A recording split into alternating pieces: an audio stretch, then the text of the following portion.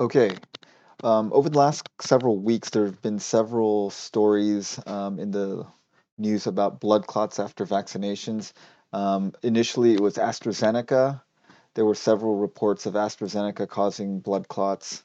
And so here's a case report that someone reported on a 50-year-old, on 7 patients between ages 20 and 50 who had blood clots after the AstraZeneca vaccine.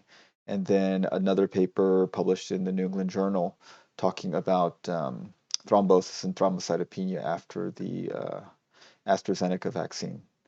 And then more recently, there have been studies about the same thing happening after the Johnson & Johnson vaccine. So these people are suggesting that it has something to do with the vector because the AstraZeneca vaccine uses a chimpanzee adenovirus and the Johnson & Johnson vaccine uses an AD26 human adenovirus. So they're both adenoviruses, and there has been a slightly, what seems to be a higher incidence of uh, these thromboses after these vaccines. So last week, the Advisory Committee on Immunization Practices, the ACIP, met with the CDC and to talk about whether they should put a pause on the Johnson & Johnson vaccine because of these events. And these are the actual slides that were presented at that meeting a few days ago.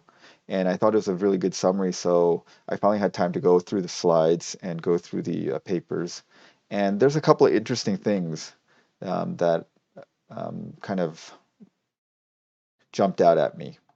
Okay, so background. There have been reports of this kind of specific kind of clotting called cerebral venous sinus thrombosis, or CVST, with thrombocytopenia, so low platelets. And so platelets are these blood cells that help us create clots. And so what's weird about this is they have low platelets, but they have clots. Usually it's the other way around. Usually if you have low platelets, you can't make clots, or you have a very hard time making clots. But this is the opposite effect, where they are forming clots in the brain, but they have low platelets. So it's a little unusual. So then this is talking about how it was first seen in AstraZeneca's vaccine. And then here's the timeline of the Janssen or the Johnson & Johnson. And so vaccination started on March 2nd. There have been 6 episodes of CVST, and then now they're recommending a pause. So this is what CVST is. In your brain, there are these things called cerebral venous sinuses.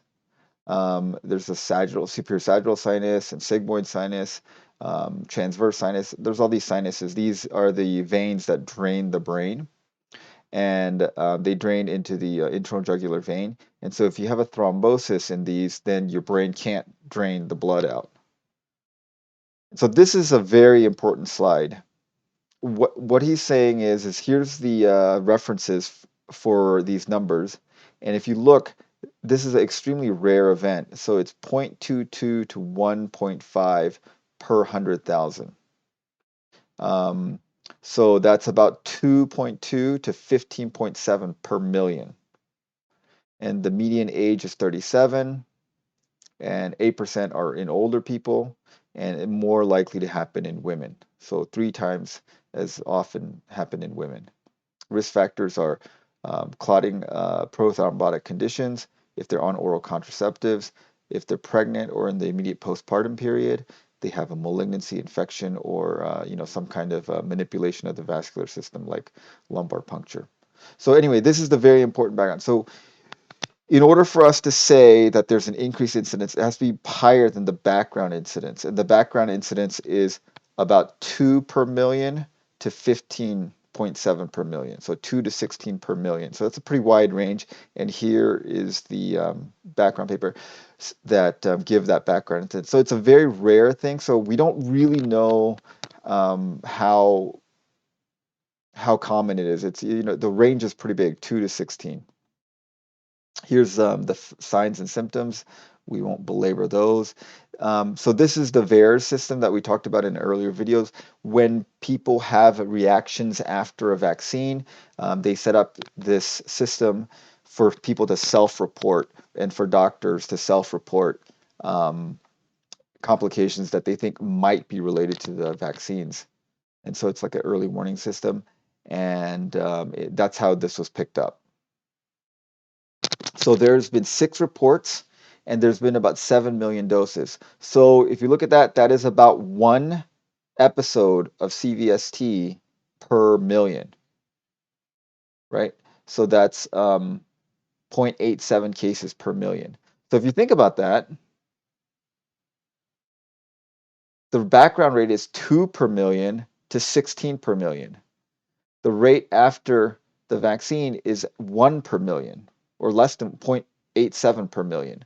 So that's actually a lower rate than the background population. So why are they getting worked up about this? That's the kind of the question. And here it is: Pfizer, there's 0 reports, and Moderna, there's 3 reports. What's interesting is this is the data from the United States. If you look, there's a paper out of the UK. They show that they had about, so this is the Pfizer vaccine, the BNT16 2B2, and that one they had 4 per million of CVT. So it's not like Pfizer and Moderna don't have this happen. Um, I mean, if you believe this paper out of the UK, it's 4 times higher than the Johnson & Johnson, which is 0.87. So anyway, so why are they excited about a rate that's lower than the background rate? And here's why that they're kind of concerned about it. So the N is 6, median age is 37. That's similar to the background reports. And then the median time to symptom onset is between 6 and 13 days. And then all cases occurred in white females. So all 6 of these are white women. And then only one of them was using oral contraceptives, so because that's a predisposing factor. None of them were pregnant or postpartum, and there were some pre-existing conditions here for those people. No known coagulation disorders. So here's their symptoms. Here's the location of their clots, and then the 3 of them had clots elsewhere in their body as well. They were all COVID negative by PCR testing, and they all had thrombocytopenia except for patient 4. And then this is what happened to them. One of them unfortunately died, 2 were discharged, and 3 of them remained hospitalized at the time of this analysis. So what they're saying is overall in the group that got vaccinated, it was 1 per million.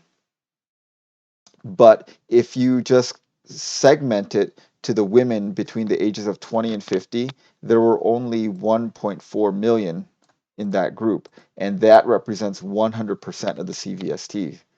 And so if you look at that, then the incidence is, so if the background incidence is 2 per 100,000 or 20 per million versus 5 per million, if it's 5 per million, they're saying it's 15 times higher than it should be.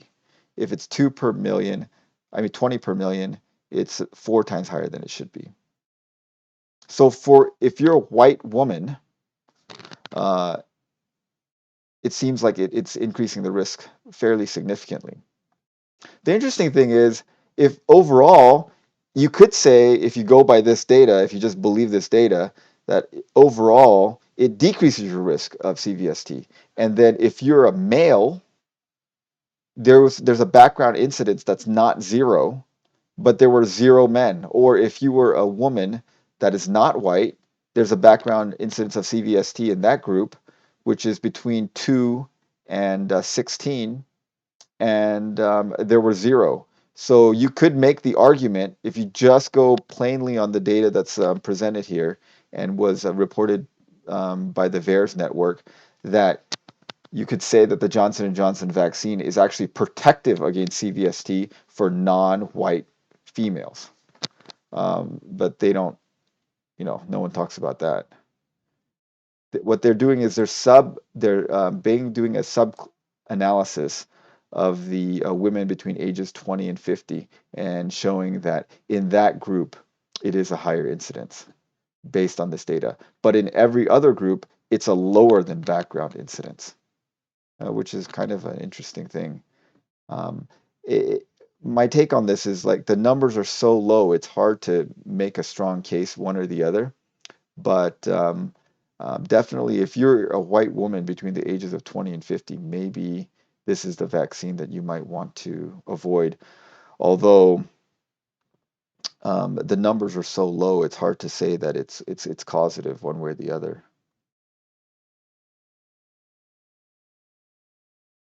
And then if you're not a white woman, there seems to be, you could make the argument that's protective, although I wouldn't really go that far. I think the numbers are so small that it's really hard to say that's the case as well.